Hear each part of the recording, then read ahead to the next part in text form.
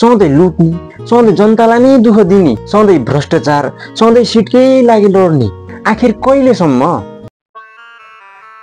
मलाई प्रधानमन्त्री बनाइदिए म बनाउँछु देश। कहिलेसम्म अन्याय सहने? जो जोगी आए पनि कानै चिरेको। मेरो चिरेको छैन नि। म बनाउँछु देश। देशमा न त रोजगार छ न त कुनै सुविधा छ। म दिन्छु रोजगार। काम गर्ने दिन रात दुःख गरेर पसिना बगाउनेहरूलाई एक एक रुमाल फ्रीमा।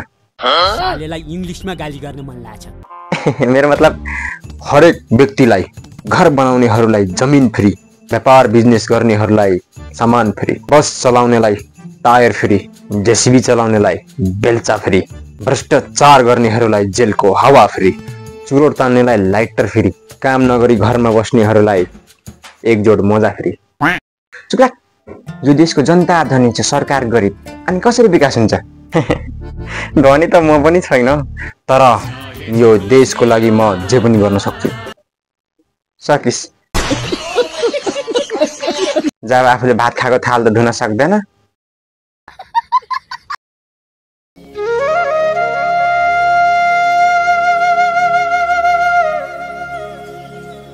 हाम्रो देशमा के छैन? पानीको दोस्रो धनी देश, तर पानी पनि किनेर पिउनु पर्छ। मलाई प्रधानमन्त्री बनाइदियो, म हरेक चोक चोकमा, रोड रोडमा, घर घरमा, जंगल जंगलमा पानीको धारा बनाइदिन्छु, त्यो नि फ्रीमा। त्यसपछि पानी किन्नै पर्दैन। हाम्रो देशमा सबै चिज छ, प्रयोग गर्न नजानेर मात्र हो, नत्र हाम्रो देश पनि धनी भइसक्थ्यो, सबै चिजको सुविधा हुन्थ्यो।